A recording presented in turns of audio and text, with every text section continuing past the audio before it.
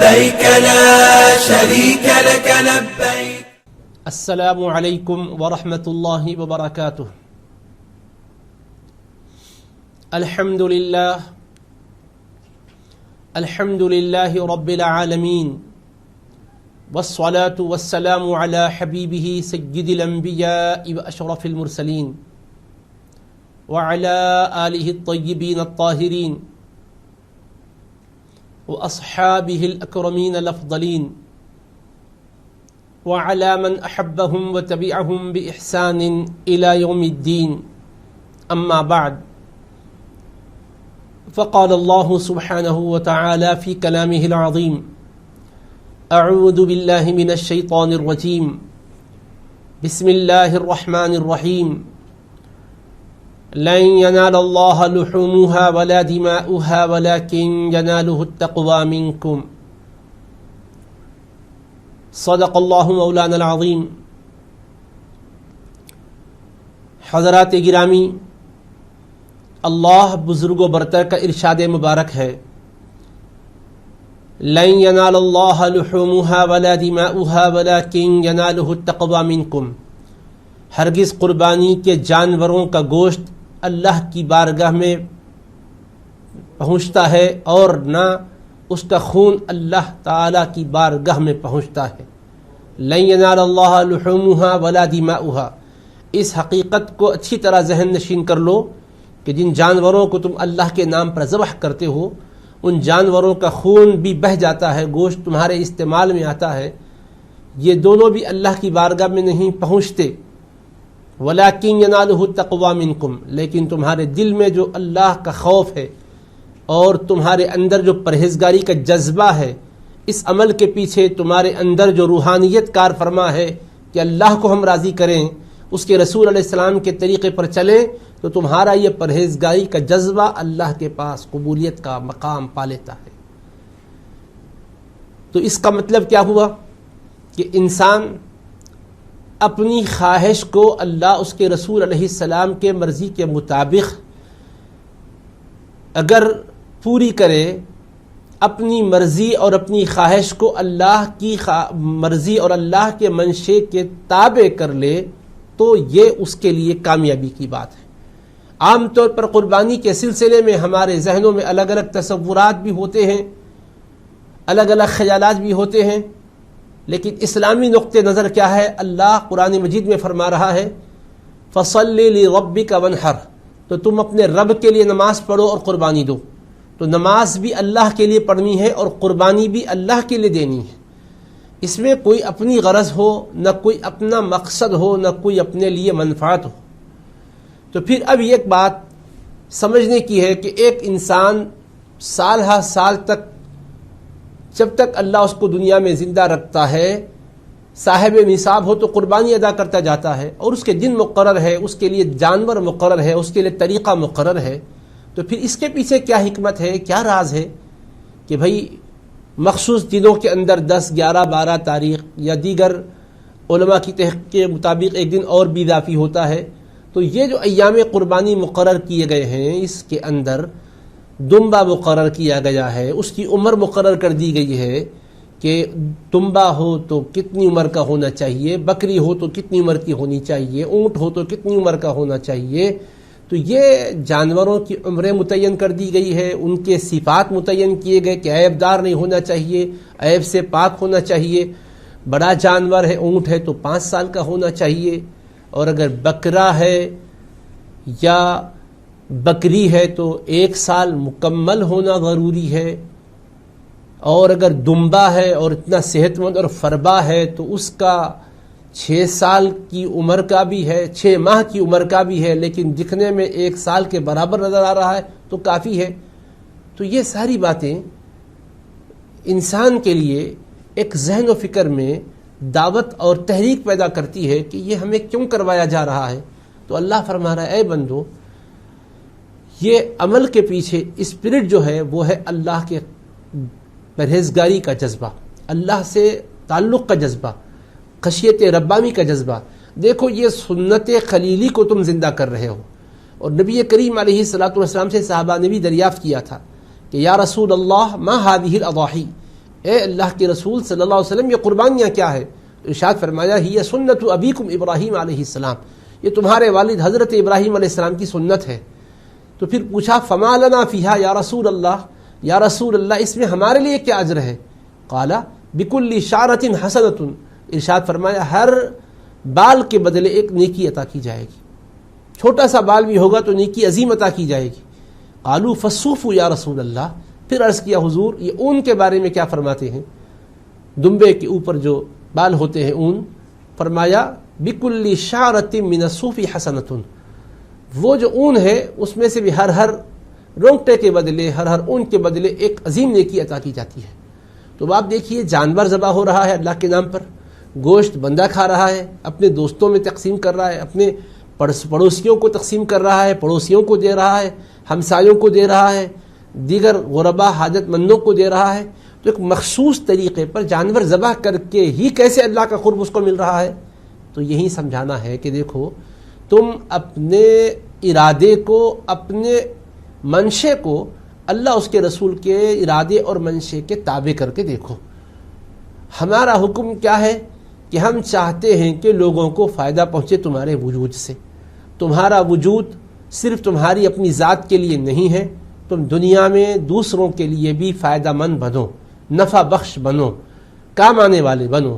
ہمیشہ تم خود ہی کھاتے رہتے ہو، ایسا نہ کرنا، بلکہ تم وہ بنو کہ جو اپنے لیے بھی کام آؤ اور دوسروں کے لیے بھی کام آؤ۔ تو اس کے لیے اسلام چاہتا ہے کہ ایک دولت مند، سرمایہ دار، خوشحال زندگی گزارنے والا جہاں اپنے بال بچوں کو کھلا رہا ہے وہیں وہ دیگر غربا مساکین کو بھی کھلائے، ہمسایوں اور پڑوسیوں کو بھی کھلائے۔ اس کے مختلف طریقے بتائے گئے ہیں۔ اللہ کی راہ میں دیکھو پیسہ خرچ کرو، اللہ کی راہ میں دیکھو بھوکوں کو کھلاؤ، جس کے پاس کپڑا نہیں ان کو کپڑا بناؤ، جن کے پاس روزگار نہیں ان کو روزگار سے لگاؤ۔ اس طرح کی مختلف نوعیتوں سے اللہ کے بندوں کے لیے فائدہ مند بن کر ان کے کام آئے تعلیم دی گئی ہے۔ قرآن مجید میں بھی اللہ نے فرمایا ہے اور نبی کریم علیہ السلام نے بھی احادیث شریفہ میں فرمایا ہے۔ تو قرآن مجید میں بھی ہے کہ آپ کیا کرو، دوسروں کو فائدہ پہنچاؤ اپنے وجود کے ذریعے سے، اور نبی کریم علیہ السلام نے بھی ارشاد فرمایا کہ جو بیوگان کی خبرگیری کریں، یتیموں پر دست شفقت پھیریں، اور جو محتاجوں کی محتاجی دور کریں وہ اللہ کے پیارے ہو جاتے ہیں، ان کو اللہ پاک کتنا ثواب دیتا ہے۔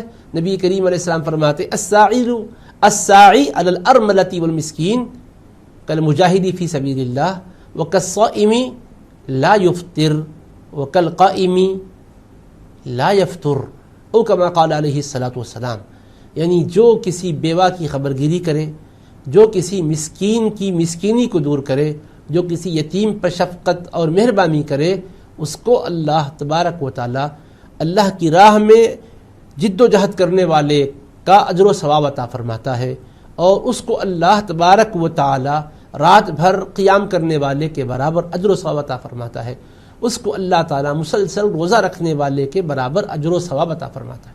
کس کو؟ جو بیوہ کی خبرگیری کرے، جو یتیموں مسکینوں کے کام آئے۔ تو یہ تعلیم ہے اسلام کی، پیغمبر اسلام کی، نبی رحمت صلی اللہ علیہ وسلم کی، کہ تم دوسروں کے کام آنے والے بنو۔ اب کام آنے کے مختلف طریقے، جیسے ہم نے بتایا کہ کسی کی بھی غربت کو آپ دور کرنا چاہیں تو اس کا علاج کیا ہے کہ اس کی جو سطح کی ضرورت ہے آپ اس کو پوری کریں۔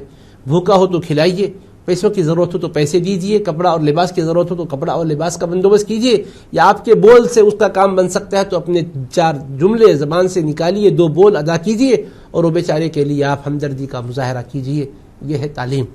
اب قربانی کے سلسلے میں بھی فرمایا جا رہا ہے کہ دیکھو ان دنوں میں ہم مختلف انداز سے تم نیکی کرو، یہ سب کچھ اچھے کام ہیں، مگر ان دنوں میں یہ کرنا کہ اللہ کے نام پر جانور ذبح کرنا، اور اس کا گوشت اسٹاک کر کے اپنے لیے، اپنے بچوں کے لیے ہی نہ رکھ لینا، بلکہ اس کے 3 حصے بناؤ، ایک اپنے گھر کے لیے، ایک اپنے عزیز و قریبہ کے لیے، ایک عام غریبوں اور مسکینوں کے لیے۔ تو اس میں بھی قرآن کریم کی روح سے تعلیم ہے کہ یہ بھی انسانیت کے کام آنے کا ذریعہ ہے، اور اس کے پیچھے بھی کیا ہے کہ گوشت تو اللہ کے پاس نہیں پہنچتا، خون بھی اللہ کے پاس نہیں پہنچتا، تقوی اور پرہیزگاری جو ہے یہ پہنچتی ہے۔ تو مطلب صرف وقتیہ طور پر ایک جانور کی قربانی مقصود نہیں ہے، بلکہ اس میں یہ بتانا ہے کہ دیکھو تم 3 دنوں میں اور بھی خیر کے کام کر سکتے ہو، وہ تو کرنا ہے، تمہیں کرنا ہی ہے، لیکن تم ان دنوں میں قربانی کو ترک نہیں کرنا. اگر تم پر اس قربانی واجب ہو گئی ہے تو تم برابر اس قربانی کو ادا کرو، کیونکہ یہ تمہارے دل کے اندر وسوسہ آئے گا کہ نہیں میں آج یہ نہیں کرنا چاہتا، اس کے بجائے فلاں کام کرنا چاہتا ہوں. تم ہر کام کرو نیکی کا جائز ہے، مگر اس کو چھوڑو گے اور اس کو ترک کرو گے تو تم اللہ کے پاس ناپسندیدہ بن جاؤ گے. اس لیے فرمایا جا رہا ہے کہ گوشت اور خون اللہ کے پاس نہیں پہنچتا، تمہارے دل کا تقویٰ پہنچتا ہے. تو دل اگر تمہارا متقی ہے تو اللہ کے حکم کے سامنے قیل و قال نہیں کرے گا، جھکے گا کہ نہیں میرے رب کا جب حکم ہے تو میں یہ کروں گا. جیسے میں اس کو اور ایک آسان مثال سے سمجھاتا ہوں. 5 وقتہ نمازیں اللہ نے فرض کی ہے. اب نمازوں کا جب وقت آئے تو کوئی بندہ اگر کہے کہ بھائی میں نمازوں کے بجائے فلاں کام کرنا چاہتا ہوں، ہر نیکی بابا نیکی ہے لیکن نمازوں کا وقت آئے تو نماز پڑھنا ہی نیکی ہے. حج کسی پر فرض ہے تو اگر وہ کہے کہ نہیں میں حج کو نہیں جانا چاہتا ہوں، سفر کے خطرے کو نہیں مولنا چاہتا ہوں، میں اپنے گھر میں رہتے ہوئے کروڑ روپے لوگوں کے لیے خرچ کرتا ہوں، سب نیکی اپنی جگہ ہے، مگر جو فرض جس وقت آپ پر عائد ہوتا ہے اس کو آپ ادا کرو. تو یہ جس طرح دیگر فرائض میں ہم ذہن و دماغ کے پیچھے نہیں چلتے، اللہ کے حکم اور شریعت کے مزاج کے پیچھے چلتے ہیں، تو قربانی میں بھی یہی کہا جا رہا ہے کہ تم ذہن و دماغ کے حساب سے نہ چلو، اللہ کے حکم کے تابع دار بنو، شریعت کے مزاج کا خیال رکھ کے چلو. تو قربانی کا فلسفہ اور قربانی کا پیغام یہی ہے کہ بندہ اپنی ہر خواہش کو مالک کے نام پہ قربان کر دے.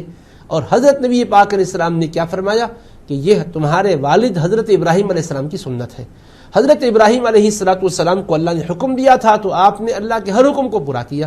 جب اللہ کا حکم تھا کہ اپنے شیرخوار فرزند کو اور اپنی پسندیدہ محبوب زوجہ کو بے آب و گیاہ مقام پر اللہ تعالیٰ کی رضا کے لیے چھوڑ کر آئیے، تو آپ نے اللہ سے وجہ نہیں پوچھی، اللہ کے حکم پر چلے گئے. اپنے صاحبزادے کو جو کہ دودھ پیتے تھے اور اپنی اہلیہ محترمہ کو اس مقام پر جہاں آج خانہ کعبہ ہے بٹھا دیے، ایک مشکیزہ پانی کا دے دیے اور کچھ کھجوریں عنایت فرما دی، بس اس کے بعد واپس ہونے لگے.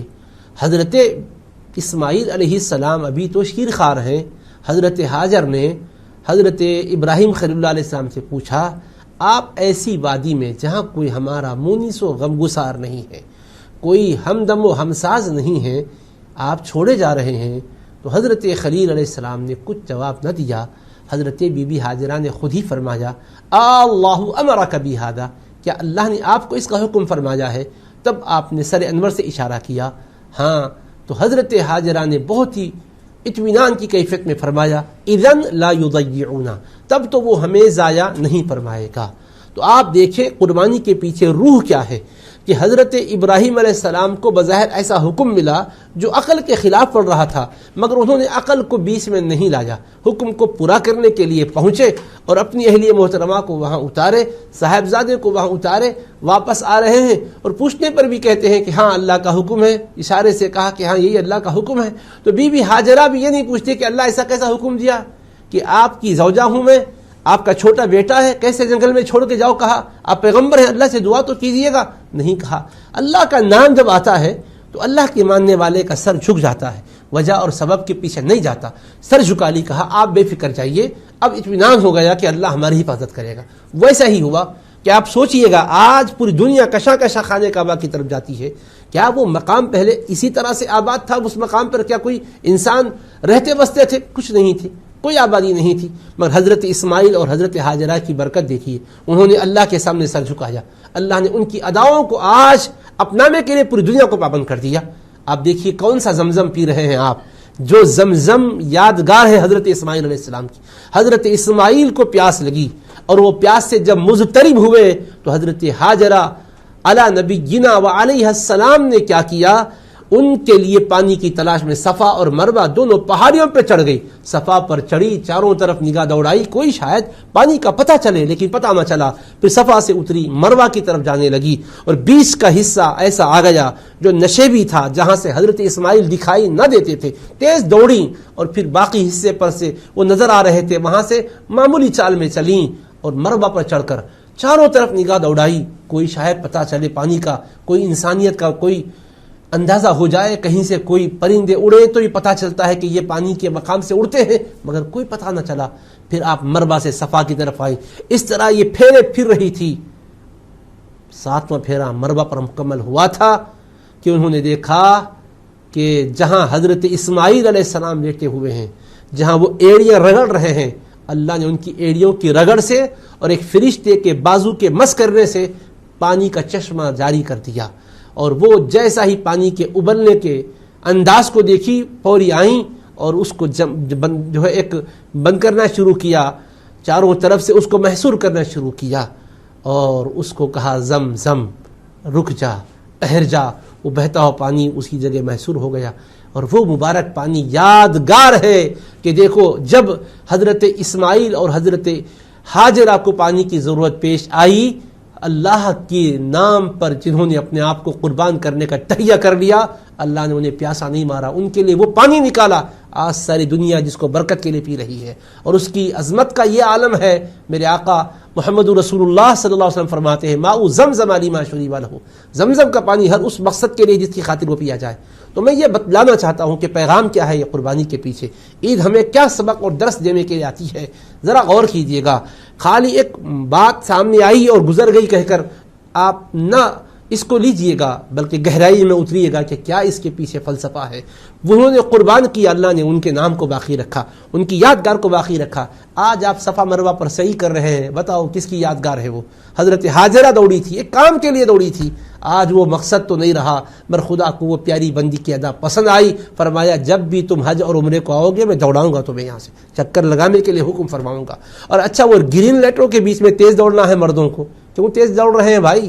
نہیں، یہاں سے حضرت ہاجرہ تیز دوڑی تھی، ان کو تو اس لیے تیز دوڑنے کی ضرورت پیش آئی تھی کہ ان کو وہاں سے ان کے بیٹے نظر نہیں آ رہے تھے۔ آج تمہیں کیا بات ہے، کون نظر نہیں آ رہا ہے جس کے لیے تم تیز دوڑ رہے ہو؟ کہا نہیں، ہم یہ کیوں اور کیا کے جھگڑوں میں نہیں جائیں گے، ہم کہیں گے بس اللہ کے حبیب نے اس کو اپنی اداؤں کا حصہ بنایا اور ہمیں حکم دیا، ہم تعمیل کرتے ہیں۔ کنکریاں مار رہے ہیں آپ جا کر، بھئی آپ دیوانے ہو گئے کنکریاں چننے کے لیے، مزدلفہ میں کنکریاں چن رہے ہیں اور جا کے جمرات پر کنکریاں مار رہے ہیں، تو آپ کہیں گے نہیں جی یہ دیوانگی کا اور فرزانگی کا معاملہ نہیں ہے، یہ بندگی کا معاملہ ہے، یہ تابعداری کا معاملہ ہے۔ حکم خدا پر ہم سر تسلیم خم کیے، طریق مصطفیٰ کو ہم نے اپنا لیا صلی اللہ علیہ وسلم۔ اسی طرح سے قربانی کا معاملہ بھی ہے کہ قربانی بھی ہمیں یہی درس و پیغام دیتی ہے کہ تم اللہ کے نام پر جب جانور ذبح کر رہے ہو تو جذبہ دل کے اندر پیدا کرو کہ مولا تیری رضا کے لیے ہم یہ عمل کر رہے ہیں اور اس عمل کو ہمارے قبول فرما لے۔ رسول کریم علیہ السلام فرماتے ہیں خون کا قطرہ زمین پر ابھی گرتا بھی نہیں ہے، اللہ کے پاس قبول ہو جاتا ہے تمہارا قربانی کا یہ عمل۔ کب؟ بشرطے کہ تمہارے دل میں اخلاص بھی ہو، بشرطے کہ اس کے اندر ایک اسپرٹ بھی ہو۔ آج ہمارے پاس رسم کے طور پہ قربانی ہو رہی ہے، واقعی یہ کہ ہم روایت کے انداز سے قربانی دے رہے ہیں، جانور کو لاتے ہیں مگر دل میں کوئی کیفیت نہیں، ذبح کرتے ہیں مگر دل میں کوئی ولولہ نہیں۔ اسی وجہ سے قربانی کا عمل تو ہو رہا ہے مگر زندگی میں ہم کوئی چینجز نہیں محسوس کر رہے ہیں، کوئی بہتر تبدیلی نہیں آ رہی ہے۔ کیا جانور کے پیچھے کوئی اور غرض بھی ہے یا صرف خالی جانور کو ذبح کروانا ہے؟ کہا نہیں، اس کے پیچھے تمہیں متقی بنانا ہے کہ تم اللہ کے نام پر ایک جانور کو قربان کر رہے ہو تو اپنی خواہش کو بھی قربان کرو، جھوٹ کی عادت ہے اس کو چھوڑ دو، دغا بازی کا مزاج اس کو چھوڑ دو، چغلی اور غیبت کا مزاج اس کو چھوڑ دو، اذیت پہنچانے کا مزاج اس کو چھوڑ دو، زبان سے سخت بول بول کر دل دکھانے کا جو انداز اس کو تم چھوڑ دو، سود اور رشوت کے گورکھ دھندوں کو چھوڑ دو، لوگوں کا مال لوٹنا اور کسی کی جائیداد پر ناجائز قبضہ کرنے کا جو تمہارا انداز ہے اس کو تم چھوڑ دو۔ یہ ہے قربانی کی روح، یہ عید کا پیغام، یہ عید ہمارے لیے حقیقی خوشیوں کا پیغام لے کر اسی وقت ہمارے حق میں نفع بخش ثابت ہوگی جبکہ ہم اس سے وہ سبق اور درس سیکھیں اور کسی کے لیے بھی ہم باعث اذیت نہ بنیں۔ ہمارے نبی رحمت علیہ الصلوۃ والسلام نے ہمیں تعلیم یہ دی ہے ارحموا من فی الارض یرحمکم من فی السماء، تم مہربانی کرو زمین والوں پر، تم پر خدائے بزرگ و برتر مہربان ہوگا، جو آسمان کا مالک اور عرش کا مالک ہے تم پر مہربان ہوگا۔ ہم قربانی بھی کریں تو صفائی کا اہتمام کریں، ہم قربانی بھی کریں تو پاکیزگی کا اہتمام کریں۔ ایسا نہیں ہے کہ آپ قربانی کریں اور دوسروں کے لیے وبال اور اذیت کا باعث بن جائیں۔ ارے بھیا، اسلام کا پاکیزہ نظام کیا ہے کہ کہیں بھی کچرا کوڑا پڑا جائے، کہیں پڑا ہوا رہے پسند نہیں کرتا۔ آپ کو معلوم ہمارے پیغمبر اسلام فرماتے ہیں کہ اسلام ایمان کے 70% شعبے ہیں، الایمان بضع و سبعون شعبہ، ایمان کی 70% شاخیں ہیں، فافضلها قول لا الہ الا اللہ وادناها اماطۃ الاذى عن الطریق۔ اسلام کا سب سے پہلا شعبہ یہ ہے کہ اللہ کو ایک مانا جائے، محمد رسول اللہ کو آخری نبی مانا جائے صلی اللہ علیہ وسلم، اور اس کا اللہ سے قربت کا ذریعہ بننے والا جو اسلام کا شعبہ ہے، دو اگرچہ کہ چھوٹا سا عمل ہے پر قرب الہی کا باعث بن سکتا، وہ کیا ہے؟ کان کھول کر سننے کی بات ہے، اماطۃ الاذى عن الطریق، راستے سے تکلیف دہ چیز کو ہٹا دینا، تکلیف دینے والی چیز راستے میں پڑی ہوئی ہے، ہٹا دیتے ہیں آپ تو آپ اللہ کے قریب ہو جاتے ہیں۔ تو قربانی کے دنوں میں بھی دیگر ہمارے ملک میں رہنے بسنے والے بھائیوں کے لیے بھی باعث اذیت نہ بنیے، اور قربانی نہ کرنے والوں کے لیے بھی آپ تکلیف کا باعث نہ بنیے، بلکہ صفائی کا اہتمام کیجیے۔ جب قربانی ہو رہی اس کے خون کو بہتا ہوا، گندگی کی نالیوں سے گزرتا ہوا اور لوگوں کے اذیت کا باعث بنتا ہوا نہ چھوڑیے، اس کو پانی بہا کے اس کو صاف کر دیجیے گا۔ کہیں اس کا جانور کا اگر کوئی فضلات وغیرہ پڑے ہوئے ہوں، بس پڑے ہوئے رہیں، نہیں، اس کو اٹھا کے گندگی کو دور کر دیجیے، تاکہ آپ کے ان 3 دنوں کی قربانیوں میں محلہ تعفن کا شکار نہ رہے، عطر بیز فضاؤں سے مہکتا رہے۔ یہ بھی ہمیں توجہ دینے کی چیز ہے۔ ہم نہیں سمجھ رہے ہیں ہمارے آقا علیہ الصلوۃ والسلام نے راستے میں کوئی بھی کچرا کوڑا ڈالنے سے منع فرمایا۔ ارے بھائی، جہاں جو سایہ ہوتا ہے درخت کے سائے میں کوئی مسافر ٹھہر سکتا، ہمارے آقا علیہ السلام فرماتے جنگل میں درخت کے سائے میں جا کے تم ضرورت سے فارغ نہیں ہونا، قضاء حاجت بھی نہیں کرنا۔ ارے ہمارے پیغمبر نے چھوٹی چھوٹی باتوں کی طرف توجہ دلائی ہے۔ میرے آقا علیہ السلام فرماتے ہیں کہ لعنت والے مقام سے اور لعنت والے کاموں سے بچو۔ کہا حضور لعنت کا باعث بننے والے کیا کام ہیں؟ میرے آقا نے فرمایا یعنی سائے کے مقام پر قضاء حاجت کرنا یہ لعنت کرنے کا باعث بنتا ہے، لوگوں کے راستوں میں گندگی کو ڈالنا یہ لعنت کا باعث بنتا ہے، اس سے بچو۔ تو اب آپ سوچو، انسان تو ضرورت کے موقع پر ہی قضاء حاجت کرتا ہے، مگر اس کو بھی کہا جا رہا ہے کہ راستہ چلتے چلتے تم مت کرو، بلکہ سائیڈ میں چلے جاؤ، اور کسی سائے دار درخت کے سائے میں، کسی گھر کے سائے میں، کسی عمارت کے سائے میں مت کرو۔ کیوں؟ اس لیے کہ سائے کی وجہ سے کوئی بھی بیچارہ مسافر کچھ دیر آرام کے لیے آنا چاہے گا، وہ گندگی دیکھے گا، اس کو تکلیف ہوگی۔ وہ آنے والا کوئی بھی مذہب کا ہو سکتا ہے، ہمارے پیغمبر چاہتے ہیں کہ نہیں جی، راستے بھی اچھے ہونا چاہیے اور جو سائے دار مقامات ہیں وہ بھی اچھے ہونے چاہیے۔ اس وجہ سے ہم ہمارے بھائیوں سے یہ عرض کرنا چاہتے ہیں کہ قربانی شوق و ذوق سے کرنا ہے، اللہ کی رضا کے لیے کرنا ہے، لیکن قربانی کے نام پر ماحول کو پراگندہ بھی نہیں کرنا ہے، تعفن زدہ بھی نہیں کرنا ہے، صفائی کا، ستھرائی کا، نظافت کا، نفاست کا بڑا ہی اہتمام کرنا ہے، تاکہ کسی کو بھی کسی طرح سے کوئی اذیت نہ پہنچے۔ اور ایک بات یاد رکھیے، قربانی کرنے کے بعد اس گوشت کو صرف اپنے لیے ہی آپ محفوظ کر لیں اور اپنے حد تک ہی اس کو استعمال کر لیں، یہ قربانی کی روح کے خلاف ہے، بلکہ غریبوں کو بھی پہنچائیے گا اور اپنے ہمسایوں کو بھی پہنچائیے گا۔ بہت سے احباب اور اصحاب غریبوں کے سلسلے میں توجہ نہیں فرماتے۔ اس کا مقصد بھی کیا ہے؟ مقصد یہی ہے، کل فکلوا منہا واطعموا البائس الفقیر۔ قرآن میں اللہ فرما رہا ہے تم کھاؤ اس کے گوشت کو، واطعموا اور کھلاؤ، البائس محتاج کو، الفقیر تنگ دست کو۔ قرآن تو کہہ رہا ہے تنگ دستوں غریبوں کو کھلاؤ، اور ہمارے قربانی کے حصوں میں غریبوں اور کمزوروں کا حصہ نہیں کی طرح ہو رہا ہے، یا پھر چچڑے ایسے ہی اگر ہڈیاں زیادہ جس میں ہوتی ہے، یا گوشت ایسا جو بہت زیادہ صاف ستھرا نظر نہیں آتا، اس کو ہٹا کے یہ دے دو بھائی غریبوں کو۔ ایسا نہ کرو، ہر حصے میں سے 3 حصے ہو، ایک اپنے لیے، ایک اپنے عزیزوں کے لیے، پڑوسیوں کے لیے، غریبوں کے لیے بھی اس میں سے حصہ ہو۔ یہ ہے قربانی کی روح۔ اور نبی کریم علیہ الصلوۃ والتسلیم کیسا اہتمام فرماتے ہیں۔ حضور علیہ الصلوۃ والسلام نے قربانی کے فضائل بیان فرمائے۔ ایک صحابی عرض کرتے ہیں، غریب صحابی تھے، اجر و ثواب خوب سن لیا انہوں نے، تو کہا حضور کیا فرماتے ہیں آپ؟ ارأیت ان لم اجد الا منیحۃ اثنا فاضحی بها؟ کیا ارشاد میں گرامی ہے آپ کا، کیا خیال مبارک ہے حضور آپ کا، اگر میرے پاس ایک بکری ہے جو دودھ دینے والی ہے، اسی سے میرے گھر کا گزر بسر ہے، تو کیا ثواب کے حاصل کرنے کے لیے میں اس کو قربانی کر دوں، اس کی قربانی کر دوں، اس کو ذبح کر دوں؟ اللہ اکبر! ان کے جذبہ قلبی کو حضور نے جب ملاحظہ فرمایا تو آپ نے بڑی آسانی فرما دی، کہا استطاعت رکھنے والوں کے لیے تو قربانی ہے، لیکن ایک بکری تمہارے گھر کے گزر بسر کے لیے ہے، تو میں کیسے فرماؤں کہ تم اسی کو ذبح کر دو؟ میرے آقا فرماتے ولیکن ایسا کرو، تاخذ من شعرک، دیکھو تم اپنے سر کے بال نکالو، کم کراؤ، اور تم اپنے ناخن ترشواؤ، اور تم اپنی جسم کے زائد بالوں کو صفائی کرو، اور تم اپنے مونچھوں کو کم کرو، اور تم اپنے زیر ناف بالوں کی صفائی کر لو۔ عید کے دن تم یہ سب کچھ اصلاح بنا کے اپنی صفائی کر لو، ناخن ترشوا لو، اور اس طرح سے تم کر کے جب عیدگاہ کو آ جاتے ہو، اللہ تمہیں مکمل قربانی کا ثواب عطا فرماتا ہے۔